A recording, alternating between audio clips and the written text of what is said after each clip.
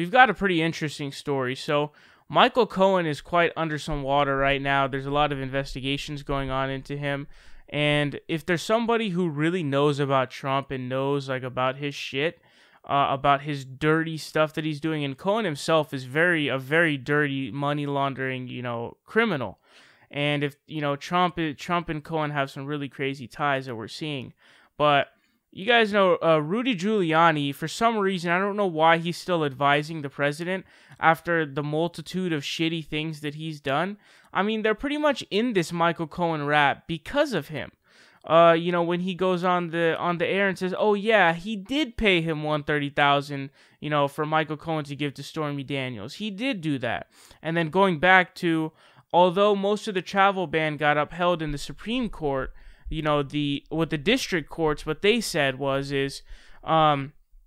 I think most of the district courts, what they ended up saying you have to take into account intent behind it, and it's because Rudy Giuliani went on air saying, yes, he asked me, how can I get a Muslim ban, legally, and so, I don't know how you couldn't take those comments as legitimate, especially now, with the deep connections that Giuliani has with Donald Trump.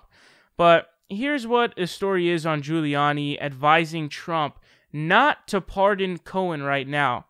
So this article from the Washington Post says, Rudolph Giuliani, an attorney for President Trump, said Sunday that he has counseled the president against granting a pardon to his longtime fixer Michael Cohen, at least for now. Quote, "I've advised the president, which he understands, no discussion of pardons." But he seemed not to rule out that the president might change his mind. Quote, "You can't abridge your power to do it. That's something you can decide down the road one way or the other."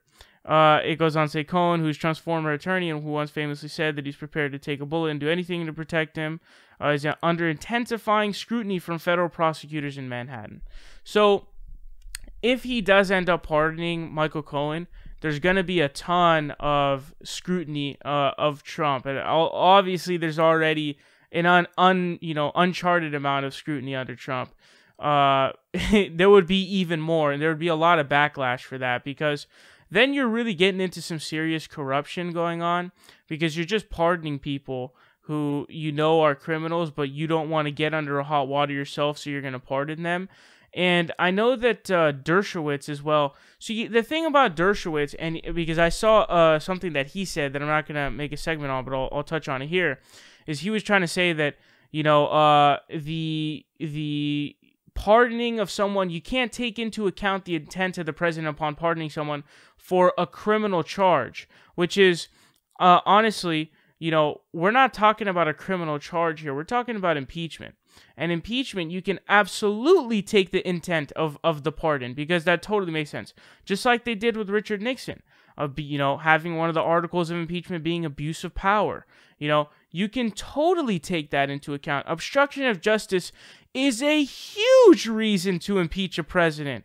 If a president of the United States is, actively obstructing justice, which is what the, executive branch is supposed to uphold, that they're supposed to be the ones, executing, they're supposed to be the ones who are actually enforcing the law, but they're not bringing justice. So it's like, it's a huge issue.